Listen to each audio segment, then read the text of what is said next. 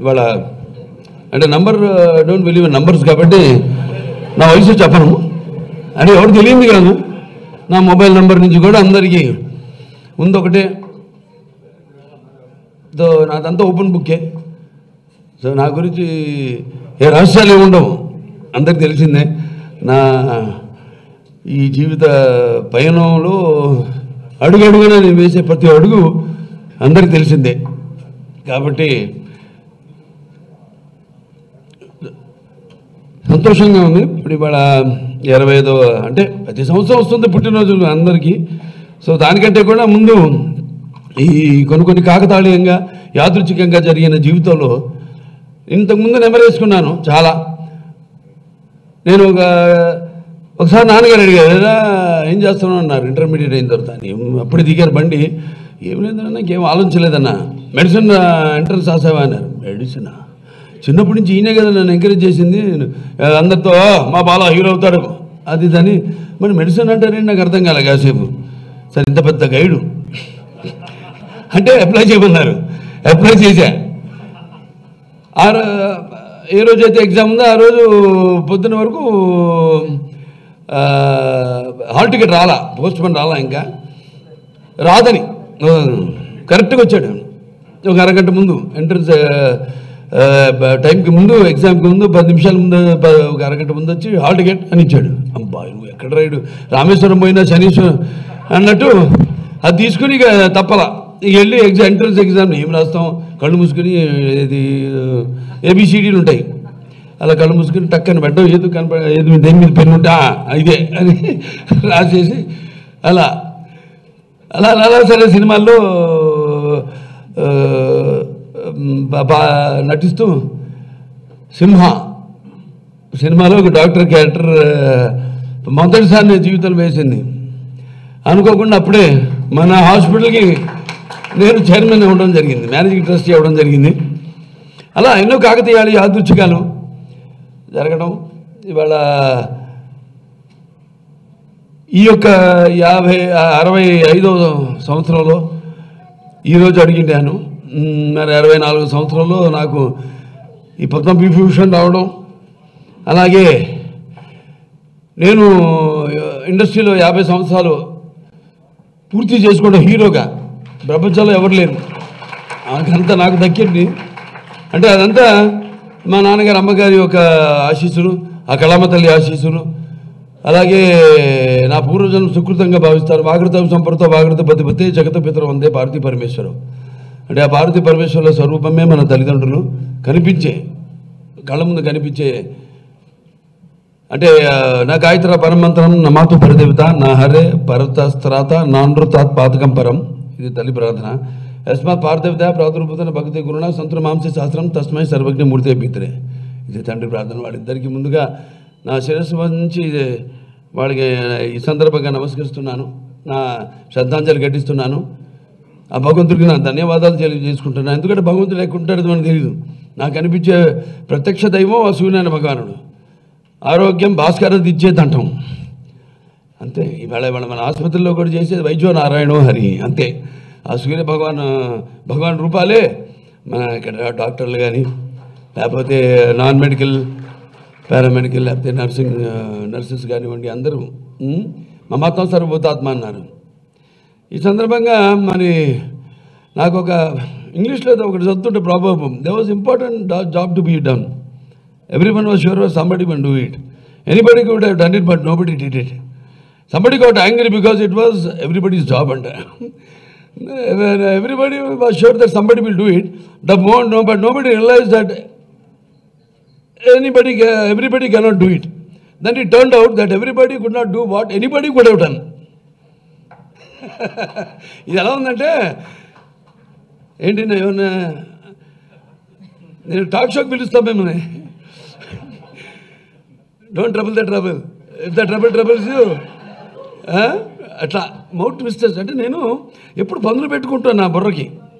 అంటే ఎస్, ఎంత మనకు ధీమాగా ఉన్నా, మనం ఆర్టిస్ట్కి ఎంత రాణిస్తున్నా, అటు ఎమ్మెల్యేగా 3 సార్లు గెలిచినా, ఆసుపత్రికి ఎంత మనం 15 సంవత్సరాలైనా, ఒక మేనేజింగ్ ట్రస్టీగా ఎప్పటికప్పుడు మన పదును పెట్టుకుంటూ ఉంటాం, మన షార్పన్ చేసుకోవాలి. ఎట్లాగైతే మన ఆసుపత్రి ఇవాళ ఒక ట్రస్ట్ హాస్పిటల్ అయి ఉండి మరి ఇవాళ ఎంతోమంది దాతలు నడిమా బ్యాంకర్స్ కానివ్వండి, లేకపోతే private and public sector industries కానివ్వండి, లేకపోతే ప్రభుత్వాలు కానివ్వండి, రోగులు కానివ్వండి, వాడు కూడా ముఖ్యంగా. ఎందుకంటే ఇవాళ ఇదొక దేవాలయంగా భావించి ఎంతో రుగ్మతతో కూడుకున్న వ్యాధి క్యాన్సర్ అనేది. ఇవాళ మన దేశంలో మొత్తం పాటు స్థానంలో ఉంది వాళ్ళ క్యాన్సర్.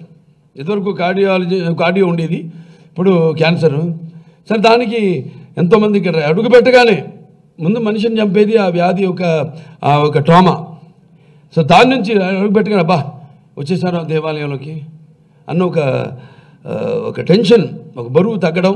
అంటే వాళ్ళు మనకు సహకరిస్తున్నారు, మీరు కూడా పేషెంట్స్ కూడా సహకరిస్తున్నారు. ఇలా నమ్మకం, ఆ నమ్మకాన్ని నిలబెట్టుకోవడానికి మరి మేము కూడా ఎప్పటికప్పుడు అప్గ్రేడ్ చేసుకుంటూ, ఎలాగైతే నా మైండ్ నేను షార్పన్ చేసుకుంటూ ఉంటానో అలాగే వాళ్ళ ఎప్పటికప్పుడు అప్గ్రేడ్ చేసుకుంటూ మా సైంటిఫిక్ అడ్వైజరీ బోర్డ్ వాళ్ళ అడ్వైజ్ మేరకు ఎప్పటికప్పుడు మన ఎక్విప్మెంట్ కూడా అప్గ్రేడ్ చేసుకుంటూ, ఏదైతే మా అమ్మగారి యొక్క కోరిక వాళ్ళ రూపం దాల్చి, ఏదైతే ఆవిడ కోరిక మిషన్ అండ్ విజన్ రెండు, ఒకటేమో అంతర్జాతీయ ఎంతో డబ్బుతో కూడుకున్న ఈ వ్యాధిని అందరికీ అందజేయాలని తక్కువ ఖర్చుకి, అలాగే అంతర్జాతీయ ప్రమాణాలతో కూడిన వైద్యాన్ని అందజేయాలని, ఆ రెండు చేసుకుంటూ మా మెంబర్స్ అందరూ కూడా నా మేనేజింగ్ ట్రస్టీగా ఉండి మా బోర్డు అడ్మినిస్ట్రేషన్ మా డాక్టర్లు వాళ్ళ ఒక అవసరాలు, పేషెంట్ల ఒక అవసరాలని దృష్ట్యా ఇవాళ ఎక్కడికక్కడ అప్గ్రేడ్ చేసుకుంటే ఎక్విప్మెంట్ ఒక ట్రస్ట్ హాస్పిటల్ అయి ఉండి ఇవాళ అంతర్జాతీయ ప్రమాణాలతో ఇవాళ భారతదేశంలో సింగిల్ స్పెషాలిటీ హాస్పిటల్ క్యాన్సర్ ఇవాళ ఒక అగ్రస్థానంలో ఉన్నాం ఈ దేశంలో. అంటే మరి అందరికీ ఇక్కడ చేసే సిబ్బంది, పనిచేసే మా డాక్టర్లకి అయితేనేమి, మేము పనిచేసే అనం ఎప్పుడు. ఎందుకంటే ఇది మాది ఒక కుటుంబం, మన Basava Taraka Indo American hospital and research institute కుటుంబం అండి.